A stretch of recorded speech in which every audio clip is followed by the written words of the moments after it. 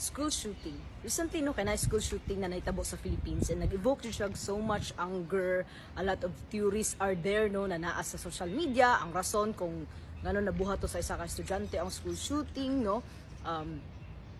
Grabing kasuko, no, sa mga bata na perpetrator sa school shooting. So, school shooting, no, is commonly gina-understood siya sa mga scientists, no, behavioral scientists, psychologists, or anthropologists na naga-focus, no, sa school shooting as get mad, get guns, and get revenge.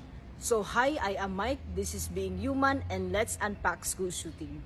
So, isa po mo sa nag-react, no, na i-lower diretso ang age, no, na maging liable ang mga bata sa criminal act, no, na ginabuhat nila. So, first impression ako, no, kay yes, no, gusto na ko na i-lower diretso ang age, no, para mapanagot yun to ng mga bata na perpetrators sa school shooting. But when I realized, no, na ang daming hindi na consider, no, pag ganun agad yung ginawa.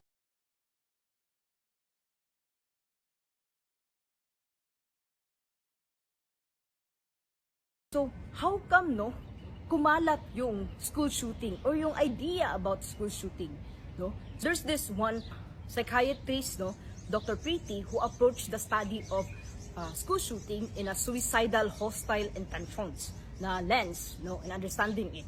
So basically, he was saying that school shooting is really cultural, no, and the way siya kumalat from US to Europe and other parts of the world is through copycat killing.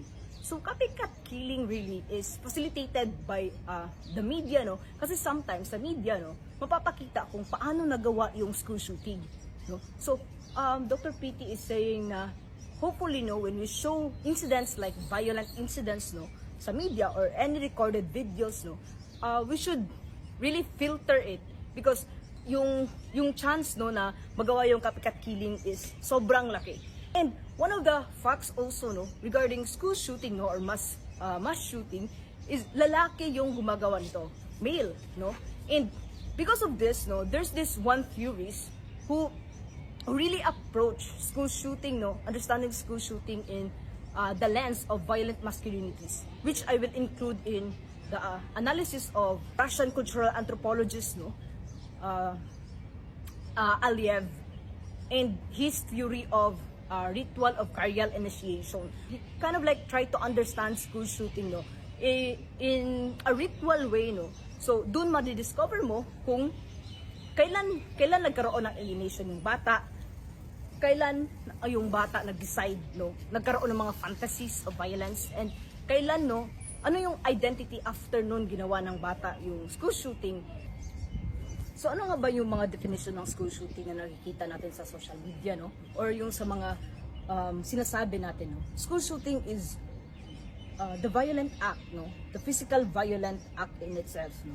Aside from that is school shooting is because nangyari siya dahil nabully yung bata, no. School shooting dahil yung mga also to, no, na ang daming reaction ng mga online games ang dahilan, no, mga violent games ang dahilan, but nagkaroon ng school shooting, no. And aside from that is kapabayaan sa magulang, kapabayaan sa paaralan, no. So aside from that, no, is may trauma yung bata, may mental health issues yung bata, no, and influence, no, like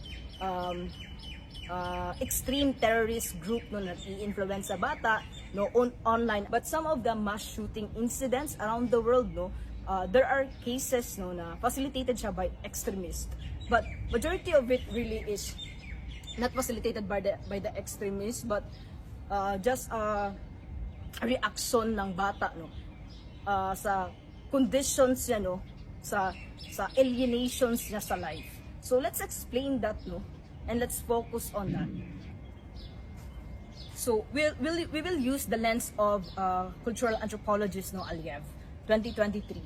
So the ritual of career initiation. Career means the reverse, no. So we will delve on that later. So the first step is separation, no, or Aliev called it double separation. So kailan nagkakaroon ng separation yung bata, no? Kailan nagkakaroon ng identity crisis yung bata? Kailan nagkakaroon ng alienation yung bata, no, sa life niya? Kailan? So Aliev presented us 2 points, no. First is sa family, no. first sa family, if may trauma siya sa family, no, mga violent na nangyari sa buhay niya sa family, anything traumatic, no, na na-experience niya inside the family, no. And second is sa school, no, anything traumatic na nangyari din sa kanya sa school, may that be rejection, no, may that be nabully siya sa peers niya, no, may that be isolated siya masyado sa bahay and sa school, no. So that's some of the cases, no, na dahilan ba't nagkakaroon ng separation yung bata or alienation. So second step, since no may unresolved trauma yung bata, no, sa kanya sarili, which nagpa-condition sa kanya, no, na magkaroon nitong second stage, no, na tinatawag na liminality. So liminality is what we call the in-between, no, yung in-between ng identity crisis ng isang bata. So dito nagkakaroon din, dito lumalabas yung fantasies of violence, no, na may isip ng bata or nakukuha niya sa traumatic past niya or conditions kung saan siya, no, or sa paligid niya, no, na na-absorb niya din. So this is the second phase, while magkakaroon din yung inverted liminality na tinatawag ni Aliev. Dito, pinipili ng bata na gumawa ng violence, no, or ng masama rather than gawin yung mabuting ginagawa ng isang estudyante, no, which is mag-aral ng mabuti or mas magpursige pa, no. But because of that trauma, no, yung discord ng bata, no, sa realidad, yung bata is na-offend siya, no.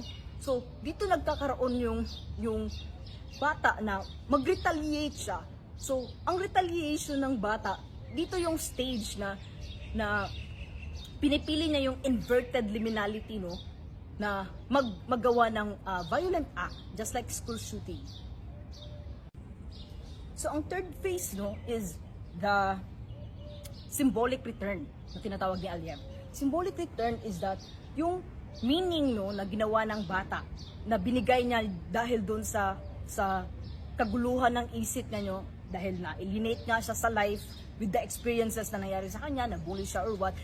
For us, no, adults, parang maisip natin na bakit ba maging violente agad na maliit lang man yan na bagay. For us, no, maliit siya na bagay. But sa mga bata, no, parang yun na yung world nila, no. Kaya parang ganun na lang yung reactions nila na maging violent, no. So yung third phase, which is symbolic return, whatever they did, no, during sa time na andun sila sa liminality, gumawa sila ng violent act, yun na yung meaning, no, na ma-ascribe sa kanila, no, after nagawa nila na yung act. Kasi nga after ma-cover din personally in itself, no, sa bata, kasi ginawa niya yun, parang ma-fuel din yung pride niya, no, na na-assert niya yung power niya, na I can do this, I am powerful, no, ka-level tayo sa peers natin. One of the other way, no, na ma-cement, quote and quote, yung identity na nun ng bata, no, dahil nga dun sa coverage din ng media, no, na parang ma-package siya, quote and quote, as monster.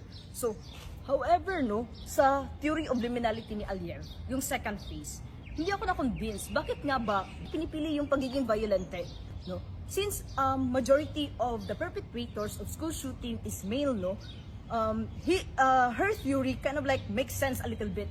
Sinasabi ni Karen Tonsau, no, na nagiging pinipili ng bata yung reaction ng maging violente yung solusyon, no, dahil parang naano siya, na emasculated yung bata, or na yung position ng bata, yung power ng bata, quote and quote, no, power for the lack of better term, no, sa condition niya, sa peers niya, no, parang bumaba siya. So yung pride niya, no, parang na-hit talaga yung pride niya. So theory of violent masculinities would tell us, no, that some men or some people, no, some kids, no, men or women, no, some women also adopt that kind of approach, no, violent masculinities, that when they felt being unfairly subordinated, excluded, no, nagte-term sila dun sa pagiging violent, no, aggression, to claim their identity and power, no, vis-a-vis sa mga peers nila. Violent masculinities also is being performed, no, So, yung bata, nakukuha na yung pagiging ganon na maging violente, no? Based din sa nakikita niya, no, sa society, no? So, Karen Tonso would tell us, no, to approach school shooting, hindi lang dahil sa individual, no, na may trauma yung bata, but at the same time, this also, no, tong violent masculinities na some of the people also, no, is ina-adapt pag galit sila. So, dito yung pumapasok, bakit ba pag galit tayo, no? Ang common approach talaga natin is maging violente, no? May that be physical violence, verbal violence, or emotional violence, or psychological violence. So as a ways forward, no, in understanding school shooting, no, na hindi lang mag-focus sa individual na bata, no, yung mga perpetrators na panagutin sila, no, mag-focus din sa prevention, no. These theories, no, na way of seeing school shooting or understanding school shooting would tell us that first, no, dapat sa mga paaralan, may mga counselor talaga yung mga bata. And ma-observe talaga yung mga bata, no, na nagsushow ng ganitong violent behaviors, no. But the question also comes, no, na is it really possible na magawa yan, no, na magkaroon ng counselor sa paaralan? Yes, it's possible, no. Pero magkaroon ng focus sa bata, possible ba siya, no? Sa dami ng problema sa Pilipinas, no, we can see also, no, sa public schools natin, ang daming mga bata, no, inside a classroom, no. How can you really monitor, no, yung mga bata, no, per teacher, no, per teacher, ang dami mong pinofocus na mga estudyante. So, yan, no, kakulangan din sa support sa school, no, sa mga teachers, no. So hope yan, no, is makita din ng government natin, not just focusing dun sa lowering yung age ng criminality, no, na mapanagot yung mga bata na nag-involve sa mga criminal acts, no. And second, no, teach also, no, against violent masculinities, no. So dapat maging promoter din tayo, no, na hindi i-normalize yung violent masculinities, na paggalit tayo, no, whether sa bahay or sa someone, is violent acts yung pinapakita natin, no. May that be physical, psychological, or verbal violence, no. Kasi at some point, no, hindi man sa lahat, no, kasi choice pa rin, no, ang adapt mo na maging violente ka. At some point, no, it can impact a kid, no. So, yun yung sinasabi natin. Let's teach against violent masculinities. Third, though, this is very important. So, when showing violent incidents, no, especially yung mga recorded videos, no, na mapapakita sa media, sa online, no, dapat i-censor talaga siya. Kasi nga, may risk talaga na magkakaroon ng copycat killing. Kasi, igagaya ng mga tao na nakakita yung modus operandi, no, kung paano siya ginawa, yung act.